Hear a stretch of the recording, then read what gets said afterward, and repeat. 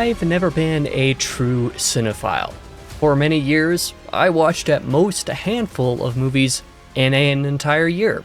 Even in 2024, a year in which I watched more movies than what was normal for me at the time, you could count how many I watched with two hands. Something that I vaguely wanted to do in 2025 was to go watch more movies than I did the year prior. Fortunately, I managed to succeed, but kinda just barely depending on how you think of it. I'm still no cinephile, but I have grown quite fond of watching movies and thinking about them a little bit more critically. I have come to really appreciate their unique format for storytelling and artistic expression, completely separate from video games' broad scale and from books. And 2025 was the year that I really started to nurture the seed of a potential cinephile to be. That all said, I still watched fewer than 36 films over the course of the year, and only like 10 of them were brand new releases. On a technicality even, one of those I actually didn't get a chance to watch until January 2026 on account of it not being in any reasonably nearby theater, to me, near then, but that's besides the point. Anyway, let's talk about all the movies I watched in 2025 in some capacity, starting off with just a brief section recapping what I viewed that did not release in 2025. Part 1 will start us off going over to my Letterboxd with the How to Train Your Dragon Marathon. As a little spoiler for one of the movies we will discuss in the list proper, I went back and rewatched the first couple How to Train Your Dragon movies, the first one here and the second one as well, plus I watched the third one for the very first time. It was a wonderful and magical experience full of nostalgia and pleasant childhood memories, as well as some pretty stellar animated tales that have really stood the test of time. I covered the full trilogy in its own video on my channel, so I recommend checking that out. A link for my Movie Magic playlist will be down in the description below. That will contain this video, as well as all of the review videos that I made this year. The next marathon I did in the middle of the summer was for Indiana Jones, a long-time beloved IP of mine. I had seen the first film as well as the third films many times before, but movies like Temple of Doom as well as the Legacy sequels I had not ever watched before. Getting to watch all 4 of these back-to-back was a truly joyful experience, because the last movie, I gotta admit, I wasn't really into. I could have done without that one. But I reviewed the OG trilogy in its own video, and then I also covered the Legacy sequels in another video, and then I ranked all 5 of them in a third video, all of which came out in September, if I'm remembering correctly. So those will all be in the playlist as linked below as well. Finally, I also did a Christmas movie marathon, which I already did a dedicated video for, talking about all 10 Christmas movies that I watched during the season with my parents. It was basically a good time, despite many of them not being great movies, but there were some standout moments in that marathon, which included watching Jim Carrey's How the Grinch Stole Christmas for the first time, falling in love all over again with a longtime family favorite and a classic in It's a Wonderful Life, and also getting to re-experience and see in a brand new critical light Albert Finney's musical version of Scrooge, the Christmas Carol adaptation, simply entitled Scrooge, as you see here. If you want more on everything that I watched in the Christmas season, I posted my Christmas movie marathon ranking on December 31st, just before the turn of the year. But now let's move on to the first half of my actual ranking, beginning with what might be, the start of a string of unpopular opinions and hot takes. I was not super into Mickey 17 when I watched it. Basically, at all, unfortunately. I didn't find its execution of most of its aspects to be particularly deft, and I think the director fundamentally misunderstood certain things about the book that work in favor of decisions that simply did not make any sense to me. Furthermore, I think that Toni Collette somehow manages to turn in a legitimately bad performance, made worse by the fact that her character is made up in the first place, so she's completely unnecessary, and so maybe, the script and direction is at fault there. And Mark Mark Ruffalo especially is utterly insufferable as a rule. I'm not a fan of him, but he is especially insufferable in Mickey 17. The climax also made absolutely no sense and were made worse by those two actors that I just called out, and I overall just kind of wish I didn't go to see this movie. The book wasn't even especially great in the first place, and the movie managed to be even worse in basically every single regard. Next up for number 9 will be The Smashing Machine, a film I managed to largely enjoy for what it is. You know, it kind of fizzles out a little bit at the end and suffers from some odd structural peculiarities that are a bit too prominent to ignore, but I think that Dwayne Johnson and Emily Blunt turn in some great performances, and there was a ton of potential for a very powerful finale here. Yes, even when following the real-life sequence of events as the filmmaker did, but I don't think Benny Safdie really saw what that potential was, or otherwise failed to attain it in the end, the only reason why this is so low.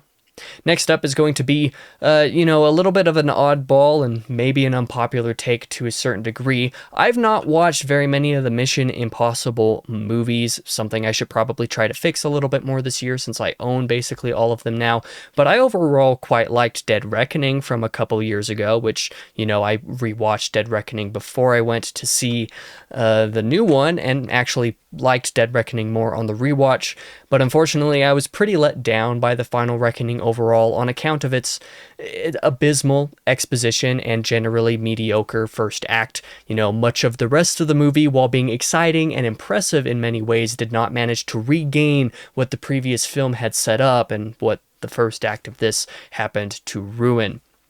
My biggest question is why in the world did they execute the first act this way anyway? Starting the final Reckoning like it's originally titled Dead Reckoning Part 2 right at the end of its predecessor would have been a really great way to carry on the momentum of that movie, which I thought ended actually really great for being a Part 1 for all intents and purposes. Instead, this film is very drawn out, it's pretty meandering, and the second act's climax with the submarine breaks my suspension of disbelief a lot.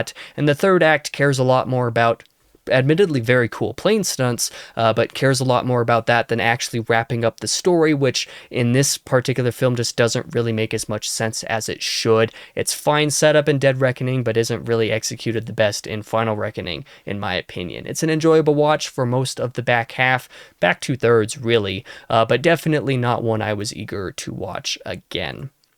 Next up at number 7 is going to be, the cherry on top of hot takes here, and that's, I really liked a Minecraft movie. The fact that I'm putting this here above some of the other picks is going to tick a lot of people off, but it is my list. I'm allowed to do what I want. A Minecraft movie is by no means a good movie, because it's not. You see my rating here? It's not a great movie. I don't think it's good. In fact, in many ways, it is actually quite bad, but I think that it leans into this in a way that actually gave it a charm that I appreciated, hence why you see I liked it here. I genuinely found it to be pretty funny most of the time, except Jack Black's a little bit too much in my opinion, but Jason Momoa in particular really sold his role to make this overall experience entertaining in just the way that I expected it to be. It's no Napoleon Dynamite, a reference made because it's the same director as Napoleon Dynamite, but it was a perfect kind of hot garbage for a one-time theater viewing experience, never to be watched again. Next up is going to be, man, this entire section is just hot takes, isn't it? Number 6 is Tron Ares. On the other end of the spectrum, compared to a Minecraft movie, which I think is a bad movie, but which I liked, Tron Ares is, I think, a lot better than most people are actually giving it credit for, like legitimately. I once again am not going to assert that this is a great movie per se, and I understand several of the gripes on a critical level, but for some reason none of those problems really bothered me personally, and so I came out of the theater having had a surprisingly great time with this film. If you want to watch my review of this to learn a little bit more, you can do that. By the way, the only films that I managed to make videos for from this section of the video were for Tron and for The Smashing Machine. But for now, before we enter the top 5 of the list, let's actually talk about a few theatrical re-releases that I went to in 2025. Starting off with Jaws for its 50th anniversary,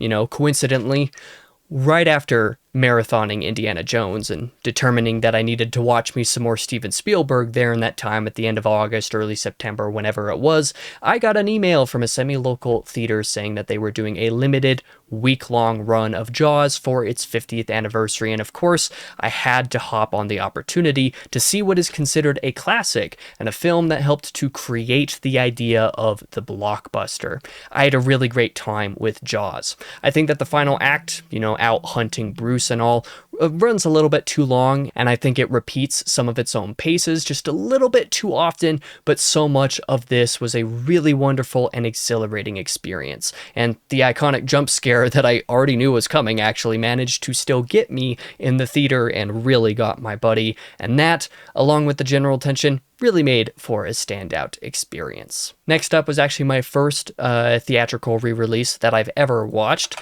That was for Star Wars Episode 3 Revenge of the Sith.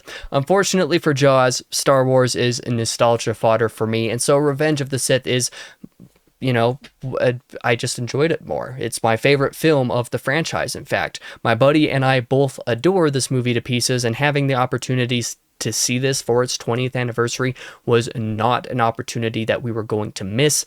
So we made it out, we watched it, and, I just loved this movie. If there was a little bit more runtime to this, I think that if you expanded just about every scene a little bit to add a little bit more space or some additional dialogue, anywhere from a few seconds in some cases to a couple extra minutes in some other scenes, you would have a genuinely perfect film, and I genuinely believe that. But as is, I still love what Lucas was able to do with this movie, especially given its runtime, and being able to watch it on the big screen is something that I will cherish. But now for the most recent theatrical re-release that I watched, that is Back to the Future for its 40th anniversary. While I've seen Back to the Future before, technically, I did not anticipate my rewatch on the big screen to be such a mind-blowingly perfect experience, because truly at the end of the day, this movie is perfect. I love it to bits. It's incredibly funny, it's brilliantly crafted, and genuinely a sight to behold as far as media aging like wine. My review of this is very short, only about 8 minutes, so I'll let you go check that out if you want to hear more about it. But now it is time to actually talk about my top 5 films of 2025, which actually released in 2025. We shall start off with Marty Supreme. As you can see in the review that I posted for this just a couple days ago, Marty Supreme is a film I feel extremely conflicted about. As a film, it is great. It has so many great and powerful moments, and it is crafted quite well. Additionally, it shines through its performances, which are all just completely out of this world. I rated it 5 stars, but unfortunately, I really struggled with the actual viewing experience. For a lot of personal reasons, Marty Supreme kind of ran me right through the courses of a rut that I've been in for the last little while, and I can't really explain just how actively unfun that was, nor how it even makes sense, because it basically doesn't. However, after having composed my original version of that review, I realized that to rate it 4 out of 5 was kind of a snub. I was unfair to do so. So I have since upped the rating to 5 out of 5, like I think it truly deserves, like on a fundamental level. But I'll just give it that and not actually like it. Give it the little orange heart for now until I rewatch it at some point in the future when I'm not just falling apart. But next up, number 4 on my list will be Sinners, which was a film that I really wish I had gotten to see on the big screen, but time simply did not allow for it. It did, however, allow for a sneaky little viewing in the last week or so of the year, and so here it is now on the list. I was blown away by a lot of the decisions and depth of Sinners and the trust that Coogler gives the audience to follow along. It tackles its subject matter gracefully and rarely feels over the top. It is a movie well deserving of its reputation, in my opinion, and one I'm very glad to have made time for before making this list. Number 3 is going to be How to Train Your Dragon, the 2025 live-action remake. I gotta give credit where it's due. Despite disagreeing with one scene in particular being cut compared to the original, How to Train Your Dragon's live-action remake is arguably a better movie than the original. And yes, I just said that. The reason I feel this way is because of the expansions it adds to so many scenes, such as additional dialogue, better shot choice to shoot, live action acting, and to also tell the same powerful story without the cartoon-leaning decisions that the original came packed with as a result of being animated, and the pacing is just more enjoyable to me. Getting to watch some of these scenes on the big screen with this score swelling through the loudspeakers was truly transcendental at times. Number 2 is Weapons. I was blown away when I watched Weapons in the theater, and it was an immediate forerunner for my Film of the Year title this year. I had a lot to say in my review for this one, but to keep it short, I just found basically all the creative decisions here to be really satisfying, with the weaving of the narrative between various characters to also be an excellent mechanism for revealing answers to the high count of mysteries. Basically, everything about this was a hit for me. I'm a little sad it couldn't be my Film of the Year, in fact. So what is my Film of the Year? Well, my number 1 movie of 2025 was The Long Walk. Put simply, a film that for 95% of its runtime manages to be not just a perfect film, but a perfect adaptation of one of my favorite books in its own right, was prime pickings to be my personal number 1. The writing and performances here are absolutely stellar and splendidly carry that Stephen King magic of the book. Everybody who worked on this was at the top of their game, no questions asked. Absolutely phenomenal movie. To be clear, I honestly hate the ending that they chose here and don't think that it really worked thematically at all, but up until the last 5 minutes, this movie was just so jaw-droppingly perfect that I can't even really justify bringing it down the rankings for that reason. Instead of the ending ruining the movie, which I kind of expected for it to do over time, I'm able to forgive it because the rest is just so damn good. And there you have it. That makes up my Film of the Year 2025 list. 2026 has not exactly started off well with regard to my film viewing experience. I've simply been too busy doing year-end wrap-up content and stuff to make time for it, but I do absolutely intend to up my time with cinema this year, even if just a little bit over last year. What's my total film goal? What are my plans? Well, here in a couple of weeks, I'll post a Movie Magic episode discussing announced 2026 releases that I am looking forward to, though I should mention that I will be watching at least one of those that I'm excited for before that video actually comes out. But the day after that video, theoretically as well, will also be a collab video between this channel and my main channel talking about some book adaptations that I want to watch, some of which I do plan to tackle this year. In the meantime, my other film plans I'll also be thinking about. Let me know what films you're excited to check out this year, whether those are older films or new releases that you're excited about. I'd love to put some of those on my radar that I might otherwise be likely to miss. For now, thank you guys so much for watching. I really appreciate it. Let me know your favorite movies of last year as well. For now, I've been your host, King Crusoe. You can call me KC, and I hope to see you guys in the next video.